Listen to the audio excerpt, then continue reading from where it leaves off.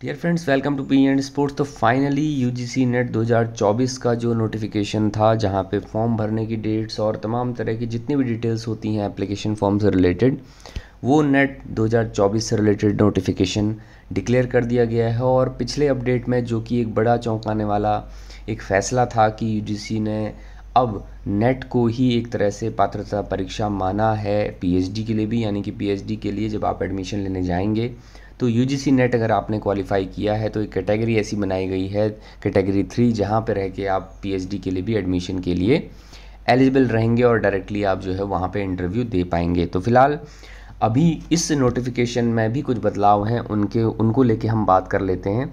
तो वीडियो को आप लास्ट तक देखें ताकि आपको किसी भी तरह के डाउट इससे रिलेटेड नहीं रहेंगे।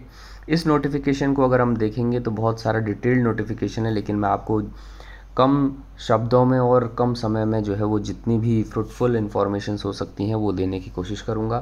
तो सबसे पहले अगर हम देखें कि ऑनलाइन रजिस्ट्रेशन जो है वो इस बार के 2024 नेट की जो फॉर्म है वो भरना शुरू जो आप कर सकते हैं वो 20 अप्रैल 2024 से होंगे और 10 मई 2024 इसकी लास्ट डेट रहने वाली है। Last date for successful transaction जो एग्जामिनेशन फ़ी की होगी वो होगी 11 मई, यानी कि 10 मई को जब आप फॉर्म भरना जो है वो बंद हो जाएंगे, उसके ठीक एक दिन बाद 11 मई को से 12 मई जो है वो 2 दिन यहाँ पे दिया गया है, अप टू 11:50 PM, यानी कि 12 बजे से पहले जो है वो रात को 12 तारीख को 12 मई को तक आप फॉर्म की फ़ीस जमा कर सकते हैं। जहाँ पे फॉर्म की फ़ीस की अगर हम बात करें तो अनरिजर्व कैटेगरी या जनरल कैटेगरी के लिए 1150 रुपये आपको भरने होंगे। ओबीसी, नॉन क्रीमी लेयर और जनरल जो ईडब्ल्यूएस है उसको 600 रुपये पे करने होंगे और एससी, एसटी या पीडब्ल्यूडी जो पर्सन विद डिसेबिलिटी है उनको 325 रुपये यहाँ पे, या थर्ड जेंडर भी अगर है तो 325 रुपये यहाँ पे एक तरह से एप्लीकेशन फ़ी के रूप में सबमिट करने होंगे। करेक्शन जो भी रहेगा ऑनलाइन ही होगा एप्लीकेशन फॉर्म में, तो वो 13 मई से 15 मई तक होगा। सिर्फ 2 दिन बाद ही आपको अगर किसी भी तरह का डाउट, किसी भी तरह का आपको लग रहा है कि करेक्शन करने की ज़रूरत है तो आप 13 मई से 15 मई तक ही कर सकते हैं। सिटीज़ ऑफ एग्जामिनेशन सेंटर्स बाद में जो है इंटीमेट किए जाएंगे। उसके अलावा एडमिट कार्ड के बारे में जो एनटीए की वेबसाइट में आपको मिलेगा वो भी बाद में किया जाएगा। सबसे इम्पॉर्टेंट चीज़ ये है कि डेट ऑफ एग्जामिनेशन यहाँ पे डिक्लेयर कर दिया गया है और ये अच्छी चीज़ है कि आपकी प्रिपरेशन के लिहाज से ये सारी चीज़ें डिक्लेयर्ड होनी चाहिए जिससे कि आप प्रिपेयर अच्छे से हो पाओ। 16 जून 2024 को आपका एग्जामिनेशन होगा जो कि 180 मिनट यानी कि 3 घंटे का होगा। किसी भी तरह का ब्रेक नहीं होगा पेपर 1 और पेपर 2 में। ये स्पष्ट तरीके से एक तरह से क्लैरिफाई किया गया है यूजीसी के द्वारा। टाइमिंग ऑफ एग्जामिनेशन भी बाद में दिया जाएगा जब एडमिट कार्ड आपका आएगा। एग्जामिनेशन सेंटर्स, डेट या शिफ्ट, सारी चीज़ों के बारे में बाद में अलग से वेबसाइट में अनाउंसमेंट होंगे।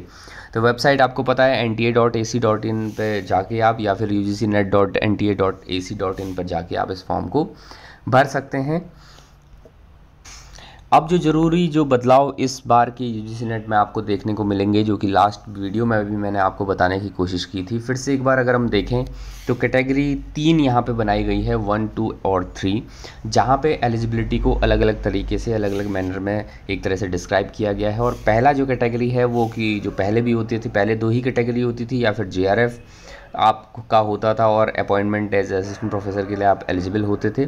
दूसरी कैटेगरी में जेआरएफ नहीं होता था, सिर्फ आप असिस्टेंट प्रोफेसर के लिए अपॉइंटमेंट आपका होता था। लेकिन यहाँ पे आपके पास एक मौका है कि कैटेगरी 2 में आप एडमिशन टू पीएचडी यानी कि पीएचडी में एडमिशन लेने के लिए अलग अलग जो यूनिवर्सिटीज़ में जाके आपको फॉर्म भरने होते थे, या आप अगर आप पीएचडी करना चाहते हैं तो अलग से आपको एग्ज़ाम देना होता था।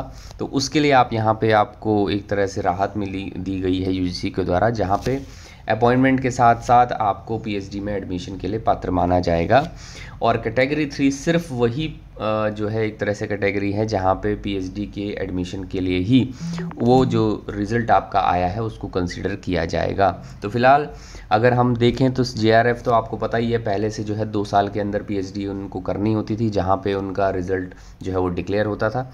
लेकिन यहाँ पे कैटेगरी 2 और कैटेगरी 3 में अगर हम पीएचडी के एडवांटेज को लेके देखें तो पीएचडी आप सिर्फ 1 साल के अंदर आपको यहाँ पे करनी है। जिस दिन आपका रिज़ल्ट डिक्लेयर होगा, जिस दिन आप पात्र माने जाएंगे पीएचडी के लिए नेट के एग्ज़ाम के थ्रू, वहाँ से आपका 1 साल के अंदर किसी भी हायर एजुकेशन इंस्टीट्यूशन या यूनिवर्सिटी में आपका दाखिला पीएचडी में हो जाना चाहिए। अदरवाइज़ वो लैप्स हो जाएगा, यानी कि वो ख़त्म हो जाएगा। आपको दोबारा से अगली बार नेट एग्ज़ाम फिर से देना होगा। हालांकि नेट एक्सपायर नहीं होगा, ये कई लोगों का डाउट है कि क्या इससे नेट एक्सपायर हो जाएगा। नेट एक्सपायर नहीं होगा। JRF जो आपको मिला है वो 2 साल का होता ही है, उसमें भी किसी भी तरह का कोई बदलाव नहीं है।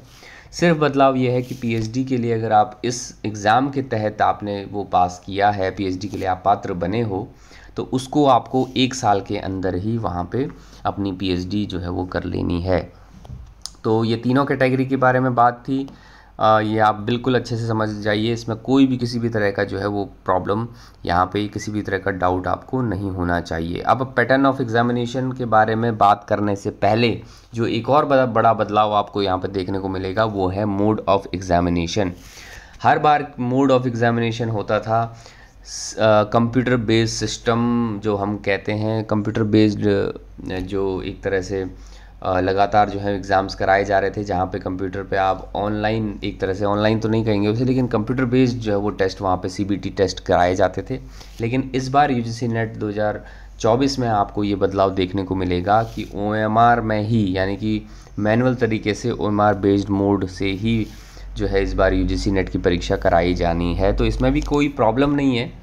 जिन लोगों को थोड़ा सा आई साइट का इशू था, या जिन लोगों को कंप्यूटर की स्क्रीन को देख के थोड़ा सा सिर दर्द या इस तरह के स्ट्रेस में वो आ जाते थे, तो उनके लिए तो फ़ायदा ही है कि OMR में जो है वो आसानी से वो कर सकते हैं। लेकिन हाँ, OMR में आपको थोड़ा सा जो है वो अटेंटिवली जो है वो अपने क्वेश्चन पेपर को जो है अटेम्प्ट करना है। तो ये एक बड़ी चीज़ इसमें हो जाती है। पैटर्न ऑफ एग्जामिनेशन सेम ही है, लेकिन फिर भी मैं बता देता हूँ। जहाँ पे पहले पेपर में 100 मार्क्स जो है वो होंगे।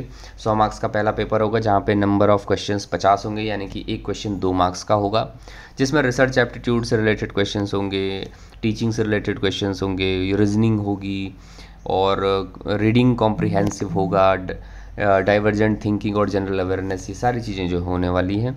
दूसरा पेपर 200 मार्क्स का होगा। यहाँ भी सेम 2 नंबर का एक क्वेश्चन होगा, जहाँ पे 100 क्वेश्चन पूछे जाएंगे, और जो टोटली आपके जो डोमेन नॉलेज है, यानी कि आपका जो पर्टिकुलर सब्जेक्ट है, अगर आपका सब्जेक्ट फिजिकल एजुकेशन है तो उसमें आपका जो है ये पेपर कराया जाएगा 100 क्वेश्चन का। जो कुल मिला के अगर हम देखें तो 3 घंटे यानी कि 180 मिनट में जो है विदाउट एनी ब्रेक यहाँ पे आपका ये पेपर होने वाला है। तो इसके लिए आपको रेडी रहना है कि 180 मिनट आप 3 घंटे लगातार बैठ के कैसे क्वेश्चन पेपर्स को सॉल्व करते हो। और एक तरह से one of the toughest exam net होता है, तो वहाँ पे आप अपने आप के मेंटल टेम्परामेंट के लिए कितना काम कर रहे हैं, ये एक चीज़ इंपॉर्टेंट होती है। अगर इससे रिलेटेड अगर आपको कोई टिप्स चाहिए, कि इससे रिलेटेड आपको कोई ऐसी गाइडेंस चाहिए कि कैसे टेम्परामेंट को बनाया जाए, तो अलग से आप कमेंट बॉक्स में पूछ सकते हैं। और साथ ही साथ मेल ID पे भी हमें हमसे कम्युनिकेट कर सकते हैं। हम जो है वो निश्चित रूप से आपको हेल्प करने की कोशिश करेंगे।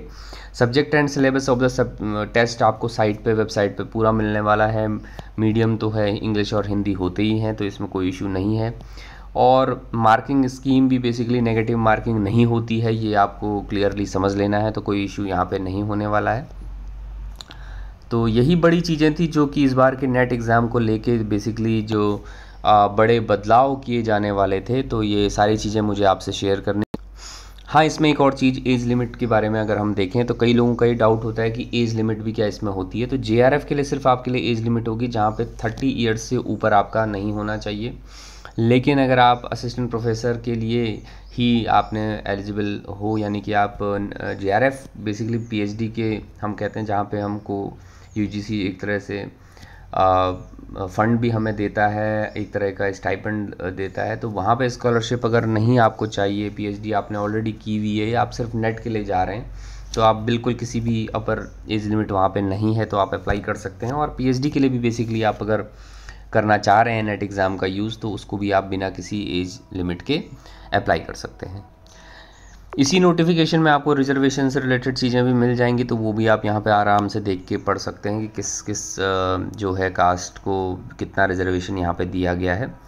तो ये सारी तमाम चीज़ें मुझे आपसे डिस्कस करनी थी। किसी भी तरह का डाउट, किसी भी तरह का प्रिपरेशन में आपको अगर हेल्प चाहिए तो आप ज़रूर हमसे बात कर सकते हैं। ये निश्चित रूप से हम आपको जितना कोशिश हो सकता है, जितना पॉसिबल हो सकता है, वो आप हेल्प करने की कोशिश करेंगे। फ़िलहाल इस वीडियो में इतना ही है, और भी रिलेटेड वीडियोस हम लगातार बनाते रहते हैं। जो भी कंटेंट आपको पसंद आता है ज़रूर आप उनको लाइक करिए, और जितने भी नीडी पर्सन्स हैं उनको शेयर ज़रूर करिए। तो फिलहाल इस वीडियो में इतना ही। नेट से रिलेटेड और भी जानकारी और भी अपडेट अगर आते हैं तो आपसे हम लगातार साझा करते रहेंगे। बहुत बहुत धन्यवाद।